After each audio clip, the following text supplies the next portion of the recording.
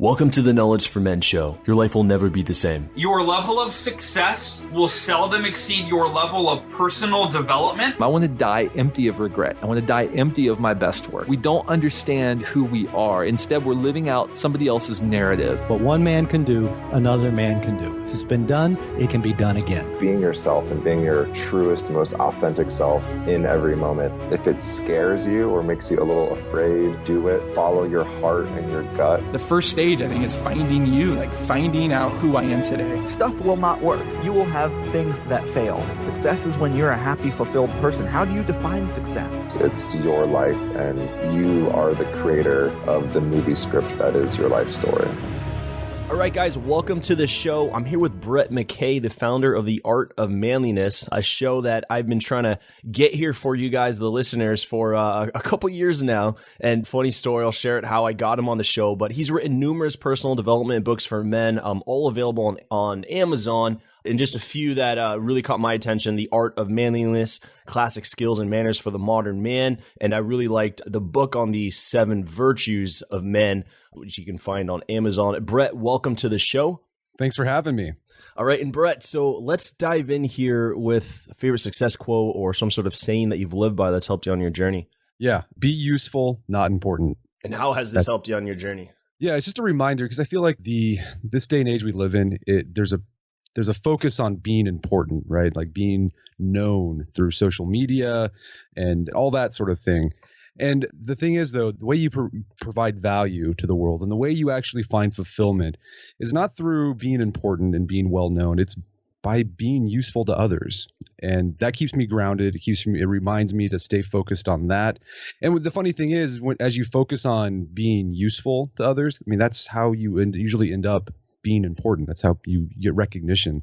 So focus on that, and the importance part will often follow. If it doesn't, no big deal. Your goal should be providing value to others. So you're talking about perhaps maybe trying to feel important by having a car, a certain amount of social media followers, or the right house. All that stuff. Yeah, all that stuff. And I think a lot of guys get sucked down that path. They think that's what signifies success. And there's a lot of people, right, who have all those things, but they just live miserable lives. They're not actually successful. They feel empty, because those are all very empty things. The thing that will give you the most meaning and satisfaction in life is when you improve the lives of others. And it doesn't have to be big and flashy. It could just be being a good dad, being involved in your community, being a good friend. That's what the end, when you die, right? There's David Brooks talks about eulogy virtues and resume virtues. We often put a premium on our resume virtues, like how much, our job title, where we went to school. But when you die, like, people don't talk about that. They talk about, were you a good dad? Were you a good friend? Did you help others? So focus on that. When did you have this aha moment? Were you always thinking like this? No, yeah, for a long time. I growing up, I had a lot of mentors in my life who really knocked this in my head at least, when I was in high school. And just growing older, the same thing hit me. So I've always tried to make that a focus in my life. It's a much needed message in today's modern world here with social media and all this. Well, I'm curious, like, how did you get started on the path of creating the Art of Manliness? What were the series of events that led you to want to, spread this message of helping, creating a personal development website for men that has over 10 million monthly page views? I'm reading this off of the Amazon. I'm sure it's much more. This might be outdated. No, it's about the same. It's about 11 million right now. Yeah. So it's a big happy accident, actually. I wasn't planning on doing this for my career. I went to law school at the University of Tulsa, and I was thinking I was going to be an attorney, probably oil and gas, because that's what we do here in Oklahoma. But my second year of law school, I decided to start the website. So here's what happened. I was my second year of law school, taking a break from studying. I went to Borders one night, looking through the men's magazines. You've probably done this. You've probably gone to Barnes & Noble and sort of browsed through men's magazines. Yeah, and Maxim and Men's Health, Esquire, whatever. It's basically Playboy, dumbed down version of Playboy. Right. But I had this realization, I had subscribed to Men's Health, and, it was an okay magazine, but I just realized that every month it's the exact same thing with these magazines. You're going to find articles on how to get 6-pack abs. You're going to find articles with sex tips that are often really weird. Yeah. And, it's like, would anyone actually do that? Promoting a lifestyle that no average guy could afford, let alone a broke, newly married law student. And it just didn't resonate with me as a man. When I thought about what it meant to be a man, what they were putting out there didn't resonate with me. When I thought of being a man, I thought of men like my grandfather, who was a World War II vet, worked in the Forest Service, dedicated to community service, dedicated family man. Like he was the epitome of like being useful and not important. And that's what resonated with me. So I decided, you know what, if all these magazines suck, how about I start the men's magazine that I'd want to read. So that's what I did. I bought the domain name Art of Manliness. The title came from, I read a book in college called The Manly Arts. It was about the history of bare knuckle fighting. That's where the title came from. And, decided to have sort of this vintage vibe and homage to my grandfather because I thought it was cool. It was fun. So started it, and, it started off slowly, but quick, like probably in like 3 months, we somehow got on these like, social news sites like dig.com that were big at the time and sent us boatloads of traffic. And we were on the radar. And what I quickly found out was that there were a lot of men who felt the same way as I did. They didn't resonate with the men's lifestyle content being put out, and they were looking for something a little more substantive on how to navigate life, how to live a fulfilling life. So that's where we are today, 9 years later. This is what I do full time. We have a podcast now. As you said, we published a new book, got a new book coming out. And it's been great. It's been great connecting and interacting with other men and seeing that there's a lot of guys out there who are looking for more in life. Absolutely. Yeah. Similar kind of story of how I created Knowledge for Men. I didn't see, I saw Art of Manliness and I saw that this is awesome, and it proved that there are guys who want to improve and grow. But I was looking at the Maxims and those sort of kind of men's lifestyle magazines. I remember on the front cover, this is how I knew there's something wrong here. I'll say exactly which magazine it is, but one of the popular ones that we've all heard of. It said 11 ways to have anal sex with your partner. And this was the headline. And I'm thinking, what? Like, there's 11? And first of all, why is this on the cover? And third of all, why is there 11? And fourth, like, why is this important? Like, why is this important? And I think the magazines are selling, I think they're kind of like madmen copywriters who just want your attention because they know if you pick it up, perhaps that might lead to a sale. I feel like that's kind of more what they're going for. But going back to your quote, be useful, not important. And I think that's, kind of the foundation of what your whole website is. This is a useful website, and you're trying to add value to help men, very much like what this podcast is doing. I did not know if people were going to respond the way they did, but they certainly did. And it's been quite the journey. That's fantastic. I'm wondering on your end, because even though you had traffic, it doesn't mean that you're necessarily set. What were some of those challenges in the beginning when, you were getting great responses and you were probably being published in some major outlets? But did you see this as a viable career path, or were you struggling? Were you trying to continue on with law school? Yeah, so I did.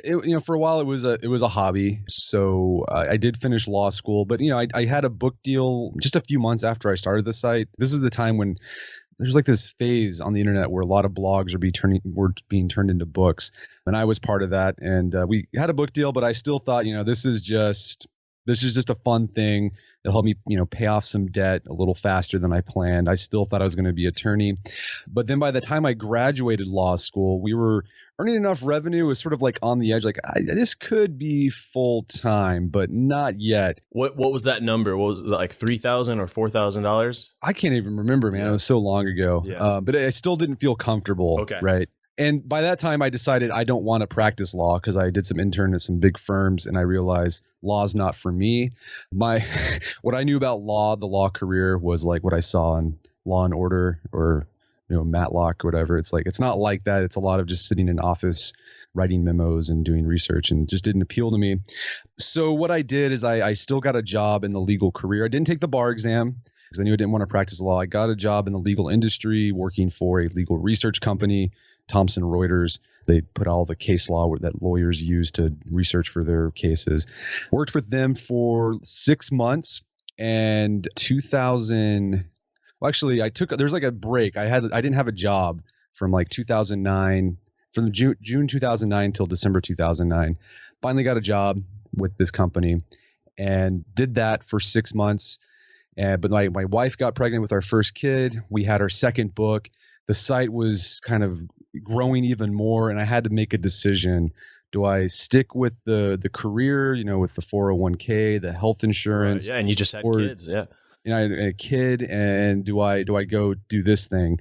And I also felt bad. It was really hard for me because I'm sort of, one thing I've struggled with is like, being a people pleaser. I don't like disappointing people. Yeah. And I felt really bad because like my boss was fantastic. The manager I had, makes it I was hard, like, man, right. They invested a lot of money, and, they had to do like 2 weeks of training, had to fly out to Minneapolis. Yeah. It was it was a sweet gig. I worked from home. It was awesome. And telling him, look, I know you've spent all this time and money in training me, but sorry. But he was really cool about it and completely understood and supported me. And that was a hard decision to do and to take, but it was worth it. And so since 2000, like the end of 2010, been doing it full time. My wife works on the site with me as well as the executive editor. And been doing it since then full time. And here we are today. I think that's a big point when you said I had to stand up for myself. And, my boss was an awesome guy. He invested a lot of time and energy into me and money.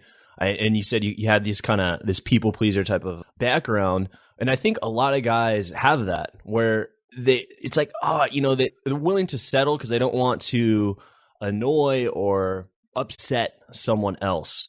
And instead, what happens is you don't get to really reach your full potential. Imagine what would your life be like if you were still there? Perhaps you would have raises and promotions by now, but I mean, could you picture the difference in lifestyle that you'd have?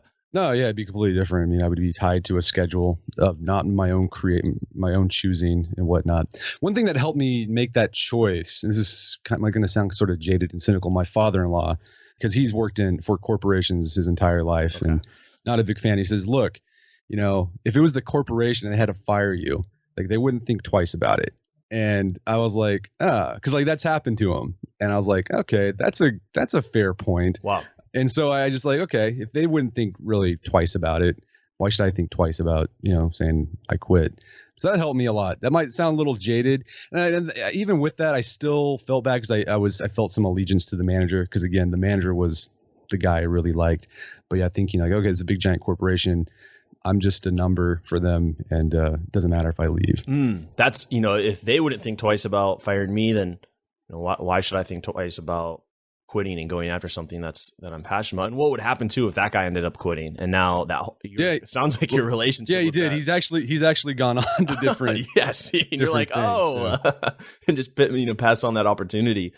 So standing up for yourself, and would that be a big turning point for you? With the Art of Manliness and really stepping into who you are. I feel like this is like everyone has that moment when they step into who they are. I'm wondering if this is one of yours.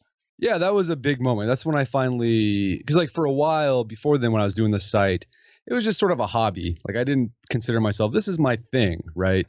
This is who I am. This is who I am. And then that moment helped. I wouldn't say that it completely made the shift, because even then I would often feel sort of sheepish telling people, oh yeah, I'm a professional website writer. And that's when blogging was new, and people would think, man, that's kind of weird. I thought bloggers are people who write about their cats and what they ate for lunch. It's like, Dear Diary. Right. That was sort of the idea that people had about it. But it took a while, took a few more months, and now, I fully embrace it now, and this is what I do, and I'm really proud of the work we've done on the Art of Manliness. Absolutely, and I think millions of men are. So that right there would be a defining moment in your life. And I love, kind of pinpointing. I'm writing a book, and I have this chapter on defining moments. And because for every defining moment that shaped your future and your career and helping you reach your full potential, you can trace it back to a key risk. And I feel like, you don't have defining moments without those key risks that were very challenging to make. And for many men listening, I think there is a key risk that they're probably thinking about doing that, if they did, could create a defining moment that would definitely propel them forward. What advice would you have to someone who's listening, who is currently wrestling with a risk? Could be professionally, could be in a relationship, and they've been on the fence for too long. Oh man, I'm a tough person I don't know if I'm a good person to ask that, because I'm conservative when it comes to risk management, at least. Because it took me a while to finally go full head with the site. I wanted to make sure that this thing was I was able to support a family with this. I was able to buy health insurance and provide a good life for my family before I actually made that decision. So I'm a big believer in the side hustles, right? And not, going all in to something that you haven't tested yet. So whether that's a business or whatever, anything else in life, I'm a big believer doing it on the side until you have a viable product and you can take that risk.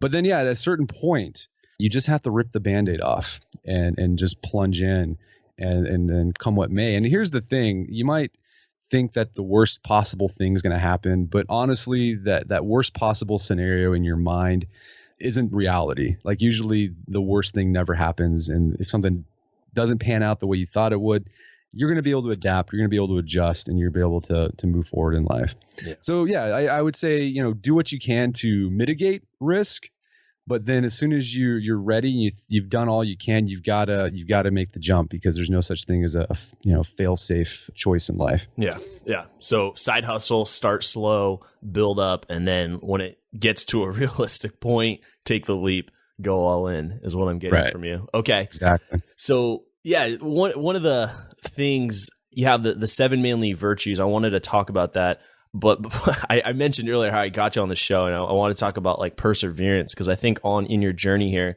you had to persevere despite just, making the decision is really just the beginning. It's not just, I made this tough decision, now success comes. It's really the beginning of a very challenging, journey that is often trialed with many challenges. I've been trying to get Brett here on the show just because he's been a big part of what I would call like the personal development community for men, and really shifting the way that men are learning and growing, and bringing back some very powerful virtues to men today. And so I've emailed him many, many times. I've never gotten a response. I'm never, okay, fine. I go on to the next, and okay, fine. But I don't give up. And so finally I just looked on his website and I saw that there was an address. And I thought, well, why don't I write him a letter and see if I could get him on? I wrote him a letter, put it in the box. I didn't think anything of it.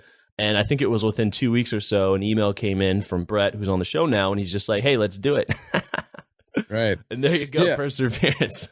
Yeah. We don't have an email contact form on our website. And the reason I took that down a couple years ago, because I reached the point where I was just getting so much email from, PR people, but also just readers who were emailing me like these really tough problems. Right. And I would spend, 30, 45, sometimes an hour answering these emails. And then I would send them and I never got a response back. Or the worst was when I would respond, but the person entered their email address wrong in the form. And so I get this bounce back, and I was like, man, I just spent an hour on this. Yeah. And then a lot of it was just like, complaining emails. Like, I hate this thing, or I disagree with you, whatever. And it was just like killing all my time. So like, what can I do to mitigate this? And so I just said, you know what, just make people write me a letter. So I got a PO box, and now if you want to reach out to me, I ask that you do it via letter. And if you try to, like, my email's out there, and people will find it and they'll send me emails, and I just delete it, because that's not how I do things. And what's amazing, it's like it's cleaned up my inbox significantly,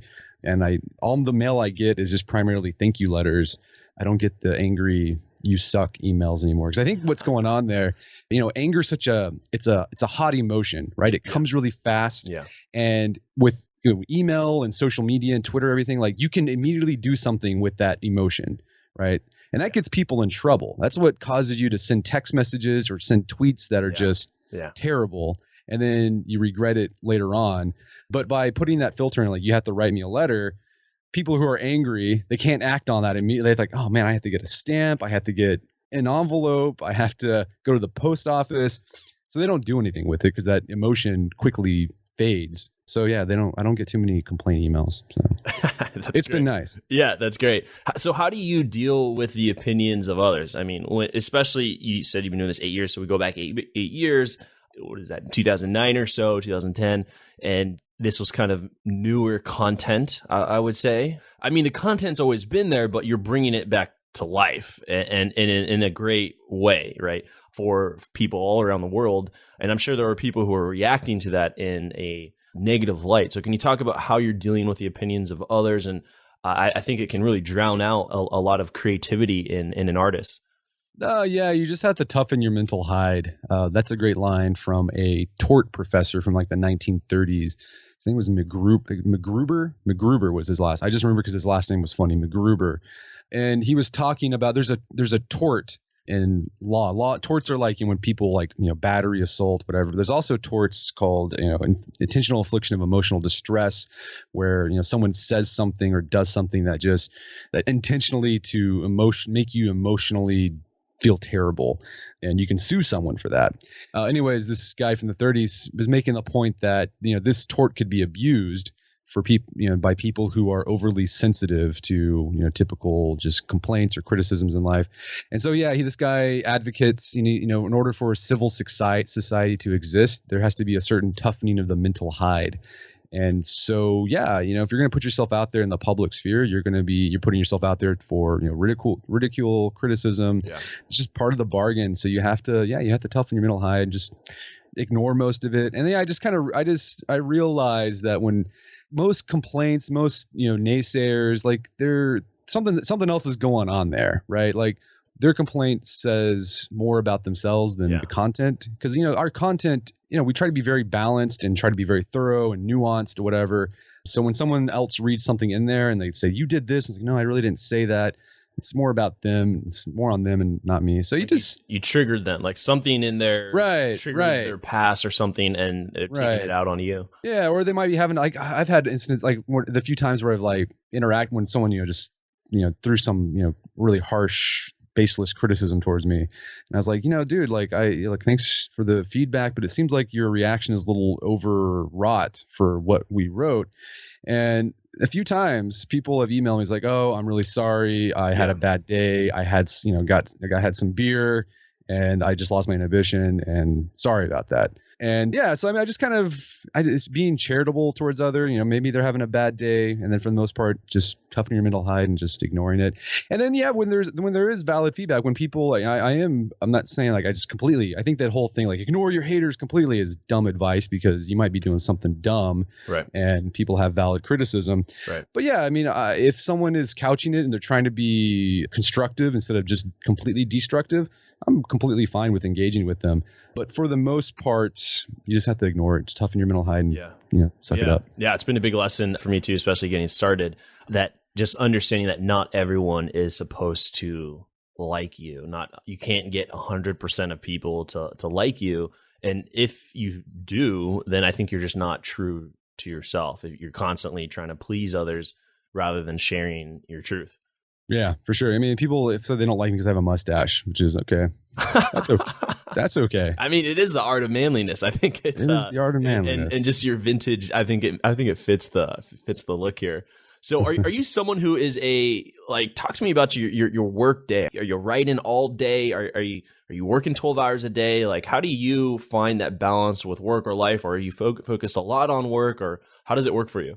No, so it's hard. When we didn't have kids, we were working all the time, because you could work all the time. But then once we had our first son, and now we have a daughter who's 3 now, priorities change, like your schedule changes. So, our son started school last year. So we used to have a work day that went from, before he was in school, we had a work day that went from 12 until 6 p.m. because my wife's mother would watch the kids during the day so we can get work done. Well, school, there's a schedule we have to fit our schedule around. So now we work from 8 until about 3 p.m. And then the kids come home and we play with them and do family stuff. And then we put them down at 9 or 8:30ish. And then from 8:30 till about 11, both my wife and I are putting in more work. So it's going to change. And so it's changed. It will probably change as our kids get older and are a little more self-sufficient. So I used to be really paranoid about my schedule and like having routines and whatever. But I found with kids, you can't do that anymore, because kids get sick. Kids get, whatever, you have to adapt. So my priority now in life is not being efficient so much as opposed to being adaptable. Because whenever you try to be efficient, life happens and it just frustrates you. Right. And you're like, why, man, I couldn't do my routine. So like everything sucks and I can't do this work. You're like resenting your kid for being sick. Yeah, you're resenting your kids. Right. And so instead of doing that, I try to be adaptable. So I have like a basic kind of schedule. I use a to-do list and I prioritize like the things, here's the big things I need to accomplish today. And if it's just, I try to keep it down to like 3 things. And if I get those 3 things done, then I'm good. And then after that, I just try to just keep my days pretty flexible. Like I do have like days assigned for certain things. So, one day will be assigned for podcast recording, and then another day will be assigned to I'm reading for podcast interviews that are coming up. Another day will be I'm doing stuff for the Art of Manliness store, or I'm researching for a text article that I'm writing, and then I'm writing. So I kind of rough days like that, blocking rough days for certain activities. But for the most part, it's pretty flexible because I got to be fluid in order to make things happen. Yeah. So you work with your spouse. You've been doing this 8 years now? Yeah, well, 9, coming up on 9. Oh, coming up on 9. So what would you say? I'm sure challenges arise. What would you say is your best tip for working directly with your spouse on a business, or where you guys are working closely together? Make sure you have compatible personalities. That's one thing my wife and I have going for each other. When couples hear that we work together and we're like with each other 24 hours pretty much, they're like, oh my gosh, how can you do it? And my wife and I just get along. It's not to say that we don't argue about things and we do things that annoy, but it's just for the most part we have compatible personalities. And then the other thing is just being charitable with one another. Like, you recognize that you have these certain tics that probably annoy your wife, and your wife probably has tics that annoy you that you can't stand, but you just have to be flexible and say, you know what, there's only, if they're still doing those weird tics that annoy you, 5 years later, they're probably going to be doing that for the rest of their life. So why get tissy about it? Like love the tics. Love the tics. Just embrace them, and they won't bother you anymore. I'm not this to say if like your wife is like, if your partner or your spouse is like doing things that are just complete, like that's not healthy, good for the relationship, that you should put up with that. But if it's just like small annoyances, then you just gotta like, okay, whatever. Yeah. Okay. I think that's huge for guys who are considering working with their spouse, or maybe they have a side hustle, they're working with their spouse and just want to get that out for the guys. You've been writing almost 9 years now. What's your best tips for writing? Sometimes you wake up and you're just not in the right state of mind for writing. You're just not there. Nothing's coming out of those on the keyboard. What's your best tip for getting in the right state and producing great work? There's really get in the right stage. You just start writing, and it's going to be just start writing. It's going to be crap. Like sometimes I'll just, sit down, things aren't coming. I'll just start typing like, here I am sitting, I'm trying to write this article about whatever, and it's not coming to me. And like, it's really frustrating. This sucks. It's like very stream of conscious, and you do that for 10 or 20 minutes. And then you start getting in the flow, an idea picks up and you start fleshing that out. So that's one tactic I use whenever I'm just completely stumped. The other thing that helps out a lot is just start with an outline, right? Stuff you learned in probably English composition in college or high school. I outline with subheadings, and then I fill in the subheadings that I have I've thought out well, that come easy to me. Write those out, get that done, and then I go to the next heading that I'm having a little more trouble with, spend time with that. So don't write in order. Don't think you have to start a post and write from the beginning and finish it chronologically at the end. Be okay with jumping from different parts based on how you're feeling. Yeah. So best tips sounds like just start, use an outline, and feel free to jump around and fill in where you feel most compelled to in the outline. Exactly. That's great. And so just briefly, I'd like to, the Knowledge for Men show here. We've been talking a lot about your story, your journey, pulling out a lot of success lessons along the way. But where would you say, where are men today? Like, what would you say, like, if you had to just like, the president does a state of man address, like what kind of state of man address would you give for men today? Well, it depends on what kind of men we're talking about here. There's certain segment of the male population that are doing okay. They're fine, like upper middle class men are doing pretty well. But, it's tough for working class men, right? They're like, I think Tyler Cowen's been writing about this, just unemployed men in their, 20s, unemployed working age men. So these are men in their 20s to their 50s. Living at home, and they're just playing video games, watching Netflix all day, and they just really have no motivation to get back into the workforce. So there's that issue, the economic status of some men in the population. And then there's, people talk a lot about the crisis of masculinity, and I think there is some of that. Male anxiety because they can't be the main breadwinner. There's no jobs. So there's some of that going on. So it's tough to say because there's all sorts of men in different stages, in different phases of life, or in different situations. So it's hard to give an overall view of men. But yeah, there are a a lot of men who are struggling. And one of my challenges is how can I help these men who are struggling, who have given up trying to find meaningful work, or have given up trying to find a meaningful relationship, or have given up trying to make a meaningful contribution to their community. That's a challenge. And I don't think I have the answer yet, but I'm constantly thinking about it and trying to figure it out. Yeah. Just throwing it out there. And what about the men who are conscious and aware of content such as the Art of Manliness, or just reading and personal development, and knowing that they could be doing better, so that they know that they're not in the best place, they're aware, they're conscious, but they're not doing anything about it. They're not taking action. They're afraid of risk, afraid of taking that leap, afraid of getting rejected. So what about them, like their state, or what can they do? Yeah, just kind of throwing it out there, because I think that is where there is a lot of men in that area too, where they know they could be living a better life in their business, career, relationship, even just inside as a man, and they are doing the work, but they're not actually seeing the results. Like they're not taking the action. They're just reading. They're just consuming, like stuck, because there's so much good stuff on your website. Like you can get stuck in that. I have over 300. Like you're going to be episode 365 or something. Like, and I interview amazing guys. And you can get stuck in consumption. And I think I'll tell guys listening, if you've listened to all 365 of my episodes, you should stop and go take some action and go apply all this stuff these men and women are saying, and then come back when you're ready. But I want guys to get results, not just epiphanies all day. Yeah, no, I'm a big believer in that. I think one of the problems that not just men, but just people in our society have today is that we live inside our heads too much. Yeah. We're constantly, we think that we can make the breakthrough just by thinking about things, or journaling about things, or reading about things, or whatever.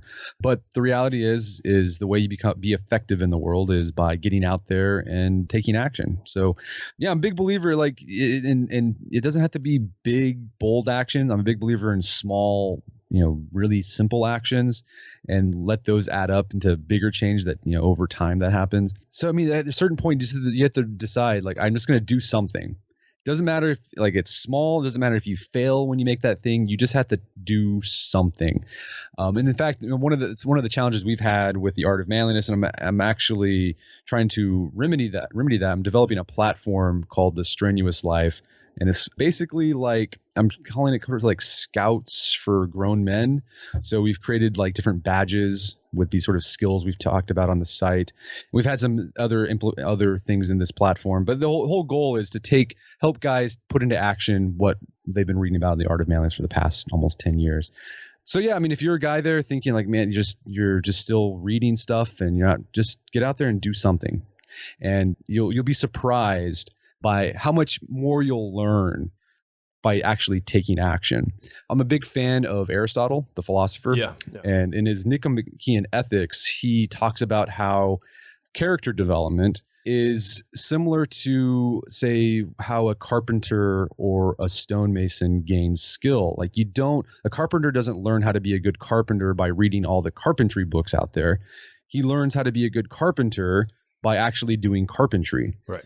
So if you're looking to start a business, like the way you're going to learn how to start a business is not reading all the business books out there, not listening to all the business podcasts. It's actually starting a business and fumbling around, making mistakes, having setbacks. That's how you're really going to learn how to have a good business.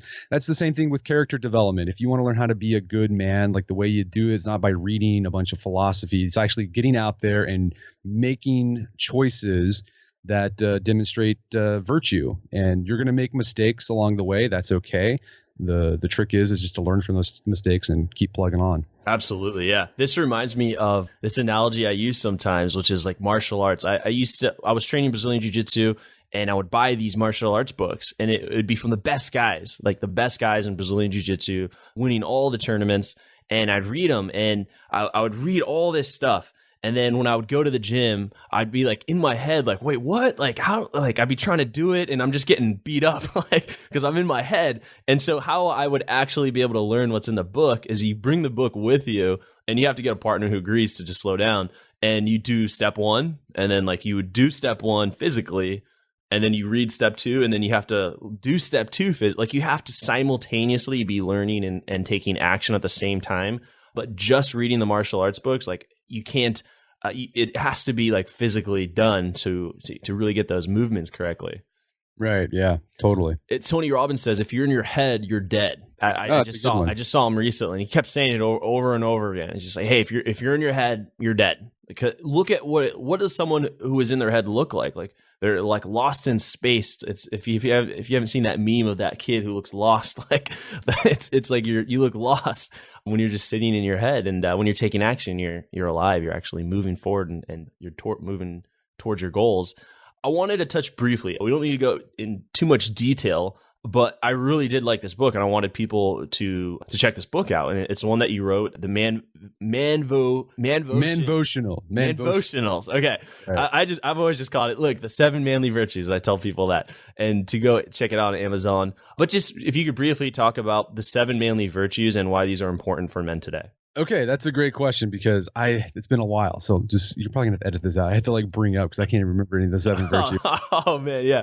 So what this was inspired by is I collect a lot of old books from the 19th century and early 20th century. Right. These sort of self-help books, devotional books, filled with these sort of excerpts from literature and philosophy and just it's uplifting things.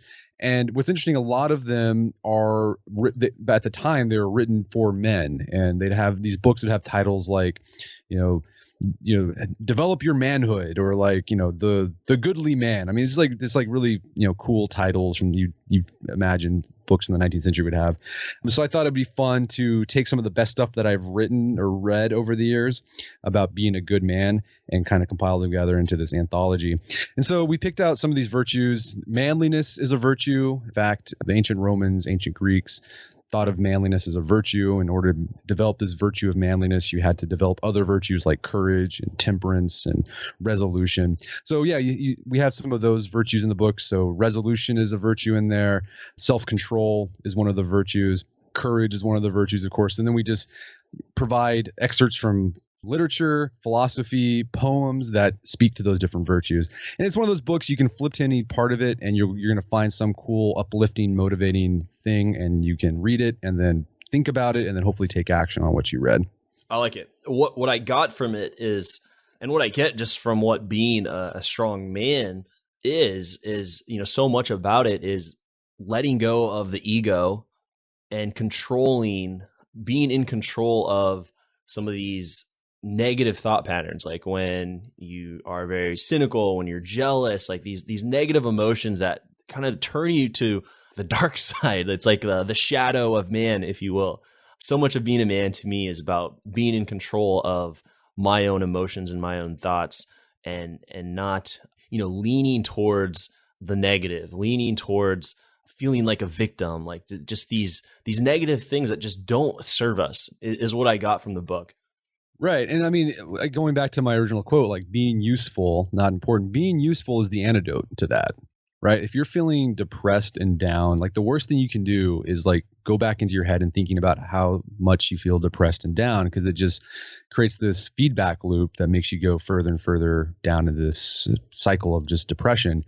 But when you think, okay, I'm just going to stop thinking about my emotions and just turn my gaze outwards and see what can I do to help other people, you'd be surprised how quickly you forget how crappy you're feeling. Now, this is not to say if you're very, very depressed, clinically depressed, like this, you need to go talk to a doctor. But if you're just kind of like the general like blues, glum, you're in a rut, like turn your gaze outward, think about others and try to solve other people's problems. And the nice byproduct of that is you feel good. Like it's not happy, you don't feel like giddy, but like you just feel like life is good, life is meaningful. So yeah, be useful, not important. And what's interesting about that phrase, there's a guy who wrote a book, David Gilmour. He's an anthropologist. He wrote a book a couple years ago, probably 20 years ago, called Manhood in the Making, where he does this anthropological cross-cultural study of manhood across different cultures, and it's in America and Japan and these tribes in Africa and South America. And one of what he found is that manhood across cultures is pretty much the same, no matter what. If it's like they live in primitive huts or they live in skyscrapers. And one of the defining characteristics of a man, what separates boys from men, in most cultures is that boys consume and men produce. So that is, men, add to the collective pot, right? To the tribal pot, to the family pot, while boys just constantly take away because they're dependent. Right. So I like that idea that being a man, what separates the men from the boys is that, a man gives more than he takes. And I think what you find is as you have that as your sort of guiding ethos in life, you're going to find satisfaction. And if you quit thinking about, what's in it for me, what about my career, what about those things are going to ultimately lead. Here's the thing, I've accomplished some big goals in my life that I set out for myself. And here's the funny thing is, I thought once I'd reach these goals, I'd feel great. Yeah. You feel good for 5 seconds. And then after that, it's you don't feel like, I mean, if you're kind of feeling kind of glum most of the time, you're still going to feel glum afterwards. So people need to realize, just because you accomplish this really significant goal, it's going to be kind of a letdown, honestly. And so knowing that, I still set goals for myself, but I realize I'm probably not going to I'm not going to feel as accomplished as I think I'm going to, or as happy as I think I would if I accomplish this goal. So I focus on just knowing the things that's going to provide value and meaning in my life. And that's being useful to others and being of service. I think that's a huge takeaway. I really don't think you can suffer when you're giving, just in that state of giving, you're not feeling bad. I feel like it's a positive thing, and your mind it's not focused on that negative. Boys consume, men produce. AKA, I think we can say boys take value, men add value. Yep. And that could be but not to say here that you can be an adult who is still taking value. You can be a 35-year-old man who is consuming still. Right. Yeah. There's no age where all of a sudden you just, it's up to you. It's up to your ability to start producing and creating. Exactly. Bam. That's a powerful lesson. I'm hoping the guys are taking that, writing notes on that. I want to dive into the knowledge round. Just want to ask you a few last questions here. So are you ready for the knowledge round, Brett? Let's do it. Let's do it. All right. What advice would you give to someone who's feeling really lost or unsure of their purpose? Just start doing something, because then that's how you find your purpose. Yeah. Really great. What do you think is holding most men back from becoming stronger, grounded men today? Ego. Boom. Is. Yeah. And why is that? What is the ego? Yeah, because your ego gets in the way of you doing the things that will make you stronger and grounded. You have to make mistakes to do that, and your ego says don't do that. You're gonna look like an idiot. So you got to just knock that stuff off. Yeah, great. And I want to give credit to your books here. So for the listeners, I think the best thing to do is go to Amazon and just type in Brett McKay, McKay. But the book that we were just talking about is Manvotionals, the 7 Manly Virtues, and there's a number of great books written by Brett. But Brett, for yourself, what have been 3 of your most influential books and why? Man's First Search for Meaning by Viktor Frankl. Mm-hmm. Holocaust survivor. He's also a psychologist, developed this idea of logotherapy. Yeah. And the whole thing is it's being outward directed. You find you're not determined by your state of mind isn't determined by your circumstances. You have the ability, the power to choose how you will respond to your situation in life. I like it because it's existential. I'm a big fan of existentialism, but he combines sort of psychotherapy with it. So it's cool. Big book. I read that in high school. Go back to it every now and then. Second book would be Resilience by Eric Greitens. He's now the governor of Missouri, but before that he was a Navy SEAL, Rhodes Scholar, humanitarian. And the book is basically he's taken letters that he wrote to a Navy SEAL buddy that was struggling with PTSD and just kind of talking about overcoming setbacks in life. And what I love about Eric was, he's I think he majored in philosophy when he was at Notre Dame. And so he brings in all this stuff that I love, ancient Greek philosophy, philosophers, from, theologians, Catholic theologians and things like that. Just really insightful with just a lot of great advice that just is grounding and uplifting. Yeah. And then the third book, Man's Search for Meaning, Resilience. Yeah. Man, I don't know. Those are the one. How about a current one in the last year or so? Here's one. It's a book called Self and Soul by Mark Edmondson. He's a English professor at the University of Virginia.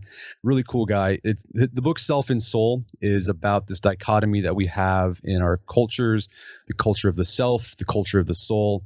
And the culture of the self is sort of ascendant right now. And it's all about yourself. It's all about gratifying your your need for status, your need for sex, your need for all those things that we've been talking about. And the soul part is the meaningful things in life, the things that gives life meaning. And he just talks about these different value systems and then what you can do to have more of a soulful life. Really great book. I pretty much highlighted the entire thing. Yeah, fantastic books. I'll be throwing some of those on Amazon. And now the next question here is more of a scenario, Brett. Imagine you're 25 years old again, and knowing what you now know today, like what would you tell your former self if you had 60 seconds with 25-year-old Brett? 25-year-old Brett, I would say that it doesn't matter what you do, everything's going to work out. Like those worst case scenarios that you have in your head, they're not going to happen, and you're going to be able to adapt and be flexible. So just do something. Don't get paralyzed by analysis. Just start taking action, and you're going to be okay. Yeah. And that's interesting because I hear that so much. And why do you think we immediately shift to worst case scenario? Like we don't shift to like, oh, this is what's probably going to happen. We go, nope, this is going to happen. I'm going to lose my home. I'm going to lose everything. No, it's just we're evolved to have a bias towards negativity. These are caveman ancestors. Like that was important to have. Like you had to be like, think of the worst case scenario, because the worst case scenario oftentimes meant you died, right? If like you checked out that rustling in the bushes, it was probably a tiger and it would eat you. So it was good that we developed this negativity bias. So now we have this mismatch with our brain and our environment. We live in a relatively safe environment and even economically safe. Like if you hit hard times, you're going to be able to bounce back different ways. You're not going to be destitute in most cases. I'm not saying this never happens because there's lots of destitute people. So you have to just remind yourself, okay, this is my caveman brain saying that this is the worst things are going to happen. Not going to happen. I'm pretty safe, and you just got to learn how to tame that. Yeah.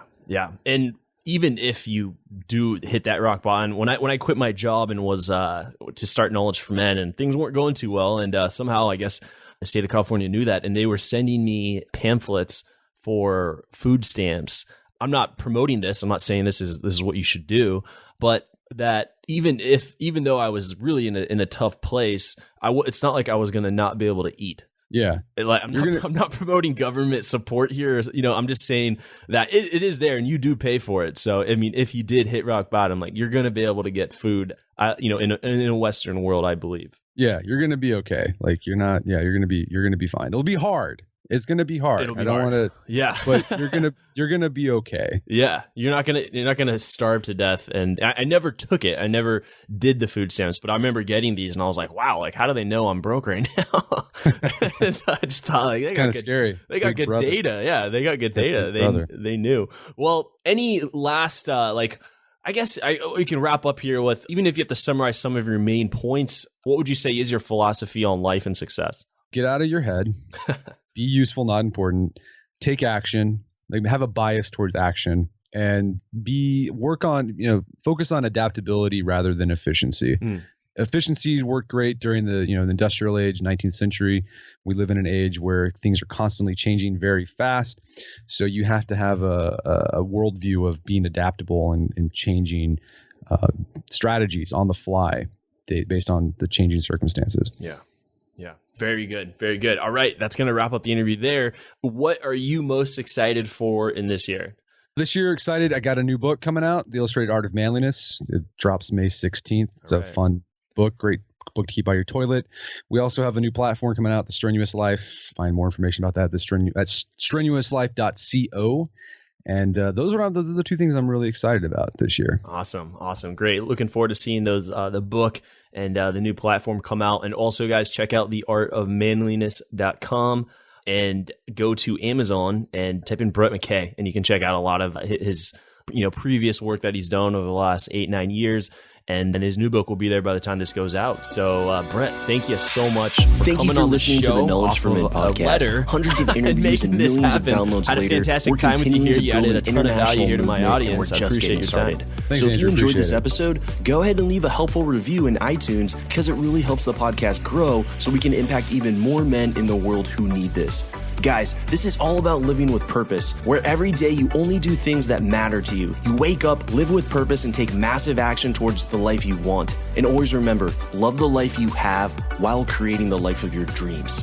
go to kfmfree.com to get a surprise bonus I've made for my listeners. Again, that's kfmfree.com for something that's changed my life, and I'm offering it to you for free. Also, check out my Amazon best-selling books that I've written for you to help you crush life at kfmauthor.com. Again, that's kfmauthor.com to see all the books I've created to help you break through in life. This is your host, Andrew Farabee, founder of knowledgeformen.com, and I'll see you in the next episode.